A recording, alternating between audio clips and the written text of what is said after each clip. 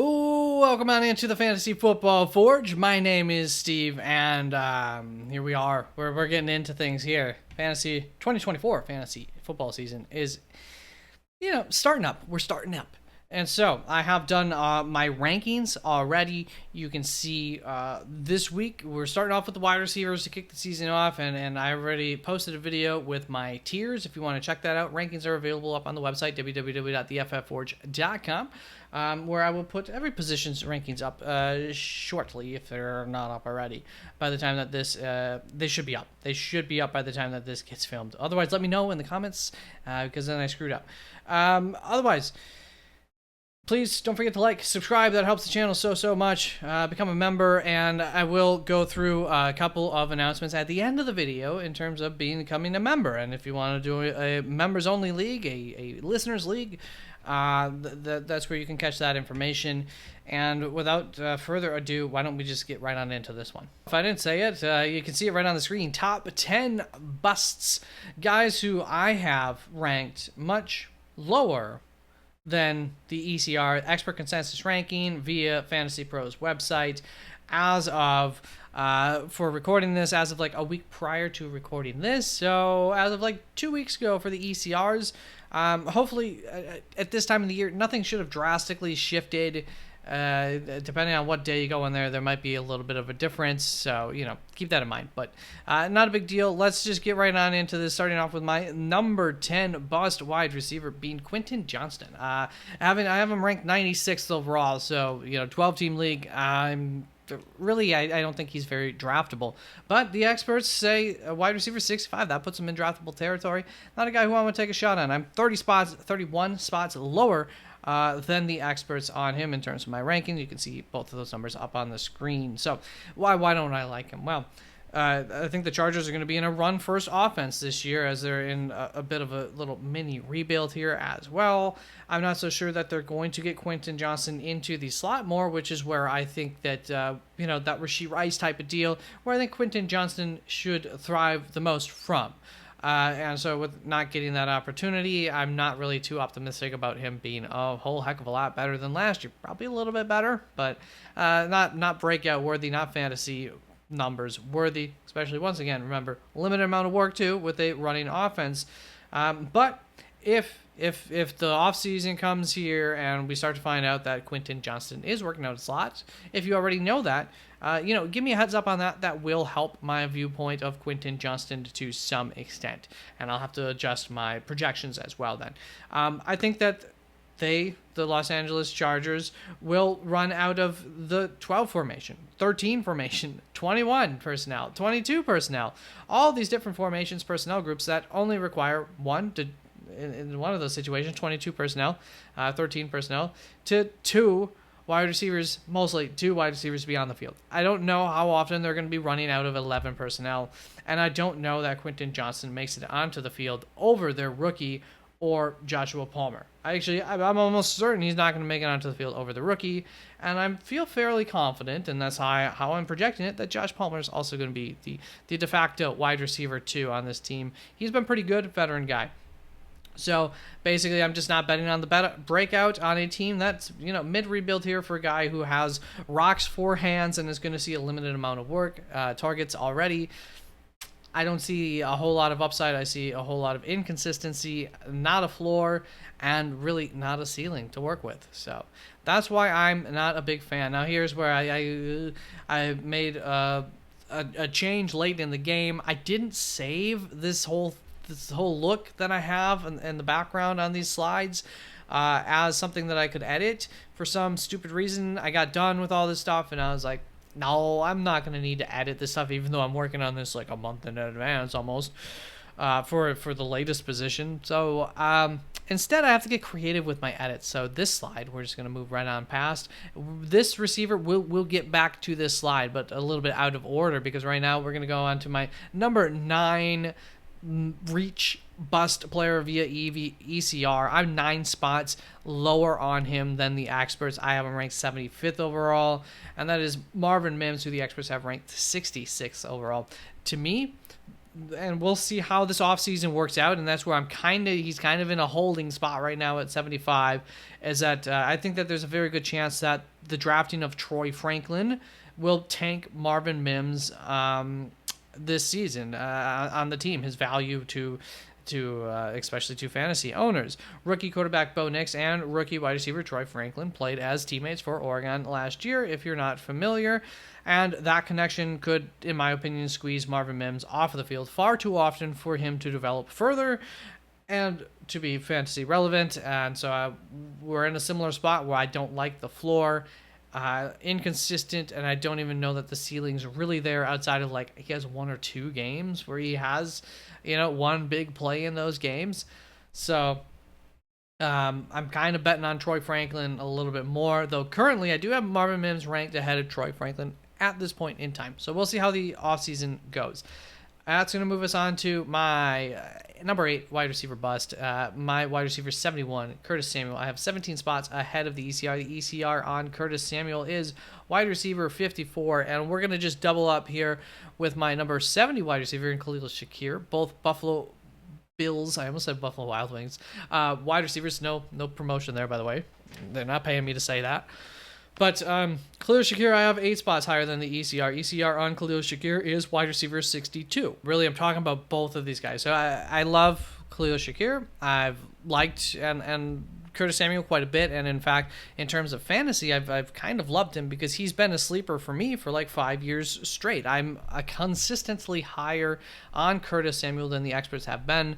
And I've pretty much been correct on him. He's kind of been fantasy viable as a back of the roster kind of guy, and never really a whole lot of ceiling though. And I don't think that that's going to be the case this year either in terms of a ceiling. And so I just think wide receiver 62 a little bit too high. I think people are getting a little too excited about Curtis. Not even 62, 54 about Curtis Samuel this year with Buffalo. But what I will say is I thought he was older than he is. It seems like he's been in the league for like 10 years now. Definitely not the case. He's like possibly 27. So he came into the league young, I'm pretty sure. That helps. So in case your viewpoint on Curtis Samuel is that he's an old dude, he really isn't. There are also, when we talk about the receiving core for Buffalo, there's a whole heck of a lot of slot receivers. Basically, everybody that's going to be catching the ball is the slot receiver or the running back. So that's kind of the whole point of this offense is going to be getting the ball out quickly.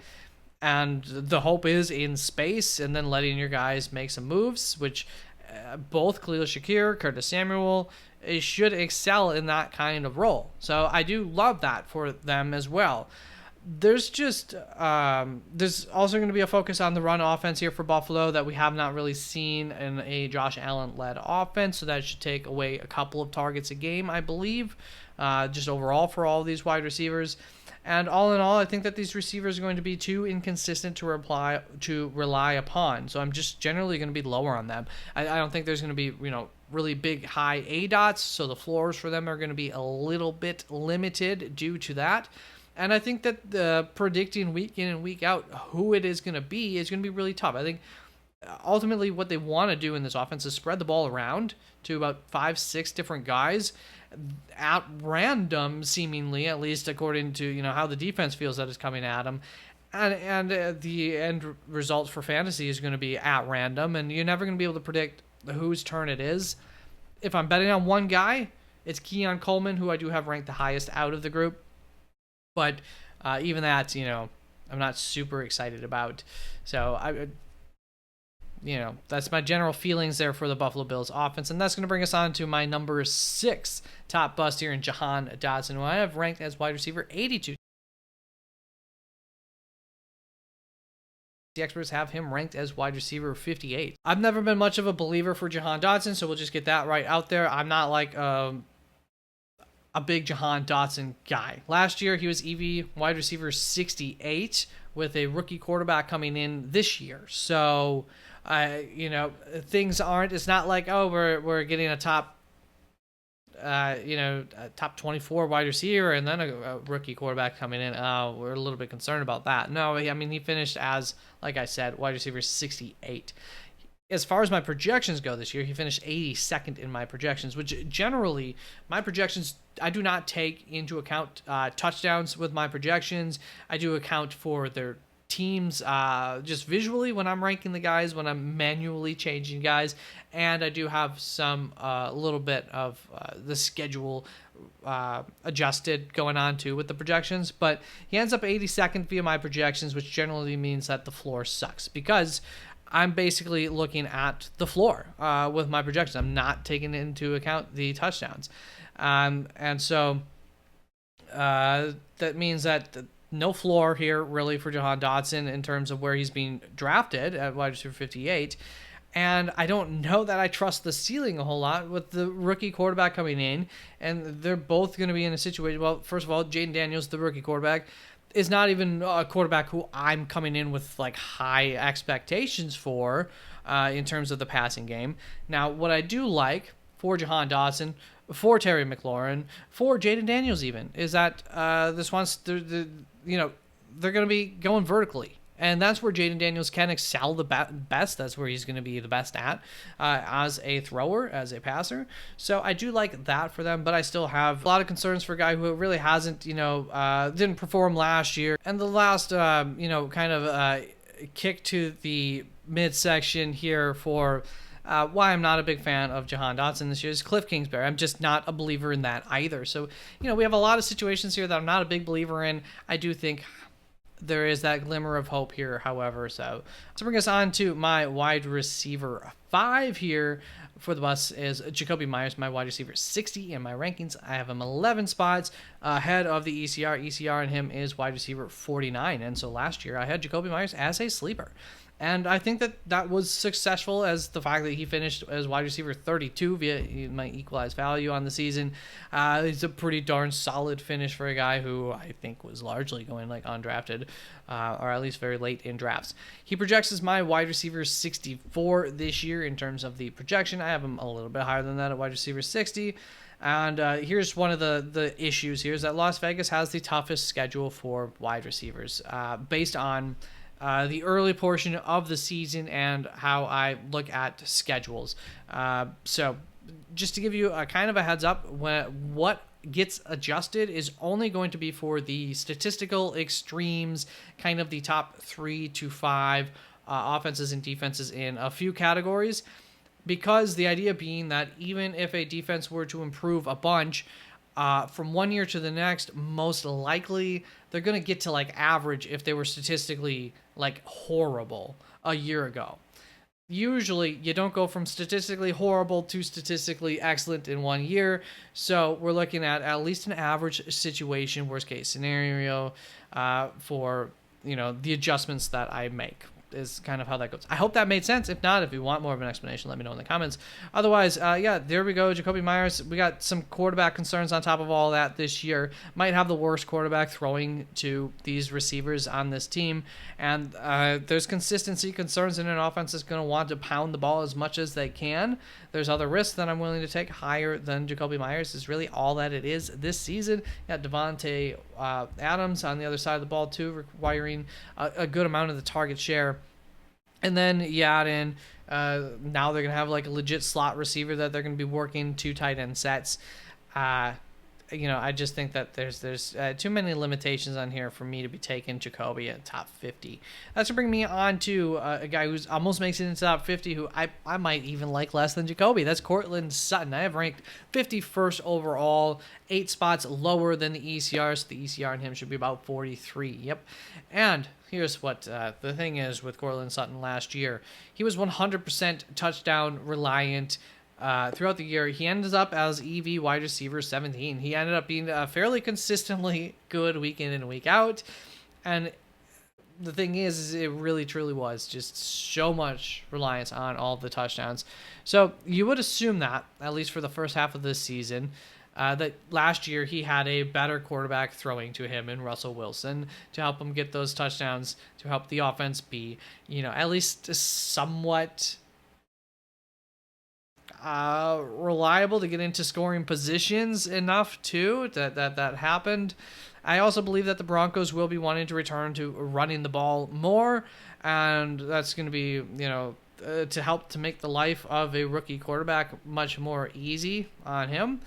They got a quarterback who they just kind of want to command the offense, not really take too many risks. So I expect this to be not a risk-taking, not an aggressive offense, kind of a run, pass type of situation. More nuanced than that under the tutelage that they have at head coach, but with Sean Payton. But that's kind of, the bread and butter of it. So I think that Courtland Sutton is highly talented. I'm just very willing to miss out on him this year due to way too many question marks. I don't see the ceiling coming through this year. He's going to have the situation was just better last year. I guess the ECR still has him lower too, but I don't see the ceiling at all for him. And I don't know that the floor is going to be too fantastic, but there is a floor. That's worth drafting. So I have him at wide receiver 51. I'm just lower than the experts. That's going to bring us on to my wide receiver 3 on this list. My wide receiver 43 overall in the rankings. I have him 10 spots lower than the ECR, so ECR 33 wide receiver. And I just don't think that Calvin Ridley's going to be being put into much of a better spot than he was in order to take advantage of what he does best on the field. Compared to like last year, I don't think it's a whole lot of a better of a situation. I don't think that he'll be lining up in the slot very often. Tennessee's got like 6 slot guys, and they just grab Tyler Boyd on top of that. So I don't know how often he can get into the slot, which is I think where he some of his talents really can shine more so than trying to be a true Z perimeter guy. He finished 38th via the EV last year, so he's getting ranked as having been in a better situation than last year. But I think Trevor Lawrence was a better quarterback than Will Levis is. So he was in a better quarterback situation last year. He was on, I think, a better offense. Not that offense was too great last year. And I'm just not expecting better fantasy production when it comes down to it. I know Tennessee's put a lot of resources into building something and going for it, but first of all, in order for it to work, Will Levis has to work, and I don't know about that. I don't dislike Will Levis in any way. I'm excited about the potential there, and I think that there is a chance that he'll be fine and it'll work out. I'm just not quite betting on it when I have so many other options to draft. That early in the draft. If he falls a little bit, I'm happy to take him. So I'm just less of a fan than others of the overall situation here for Calvin Ridley. Same thing as last year. I was a little bit lower, safe on him last year, and that ended up working out fine. What I will say is a lot of poorly timed dropped passes from Calvin Ridley. Not that that's not something that career-wise hasn't been an issue for him, but I'll give him a little bit of a benefit of the doubt. First year back after some, missing a whole season plus, maybe 2 years. If he just drops the balls on a first down instead of in the end zone, we're looking at better fantasy production there. But once again, too, is he going to get as many opportunities with being in this Tennessee offense? I don't know. I don't know that it'll be any better than the Jaguars was last year. That's to bring us on to my wide receiver 38 overall. My wide receiver 2 on the bust list is George Pickens, who I have 9 spots higher or lower, than the ECR. ECR is higher than me at wide receiver 29.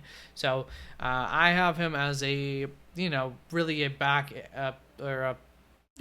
end wide receiver 3, whereas the ECR is thinking kind of a high-end wide receiver 3 to back-end wide receiver 2 type of territory. That's the difference, and I will say he is a guy who could go up in my rankings. Last year finished as EV wide receiver 37, so am I really expecting him to have a worse year this year than last year?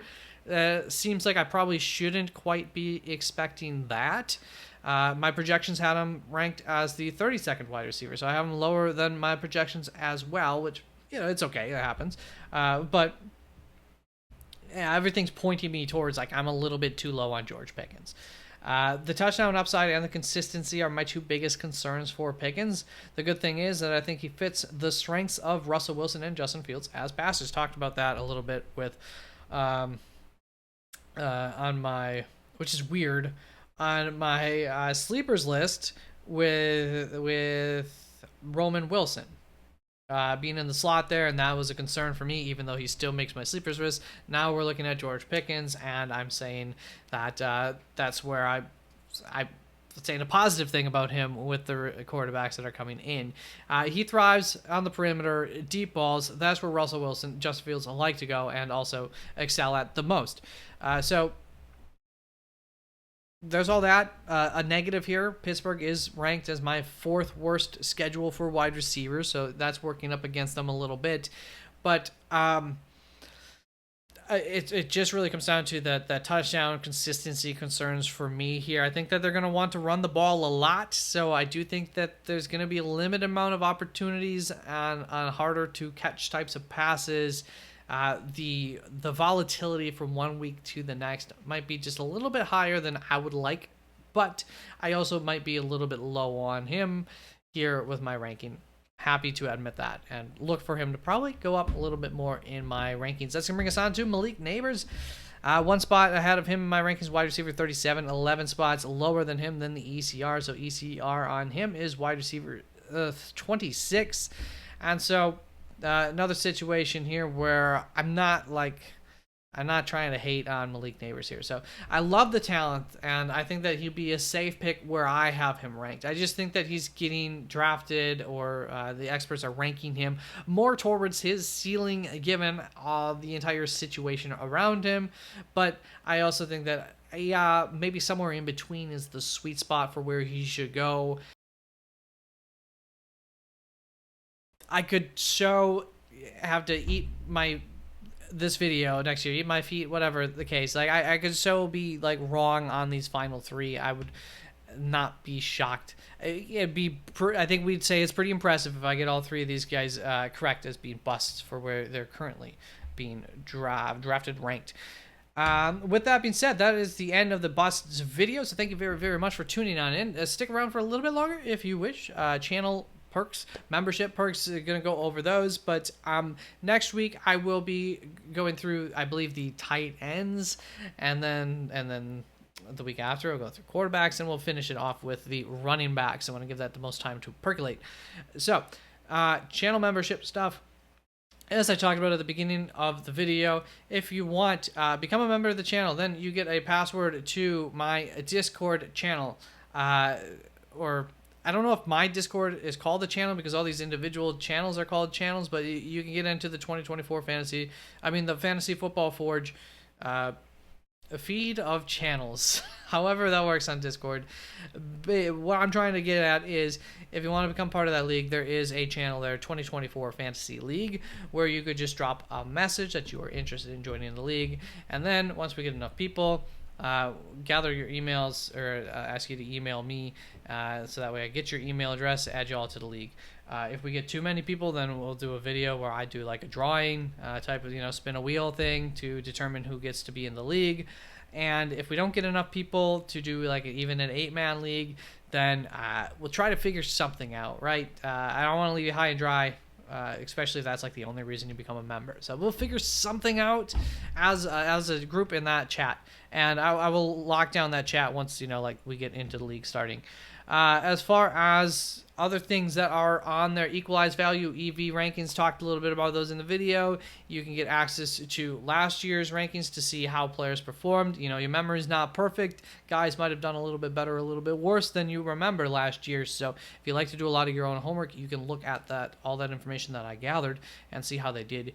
Once again, I think that is a better measure of how the player specifically helped you win more games that year than the average fantasy points per week, which is more susceptible to huge games or very, very poor games affecting the end result.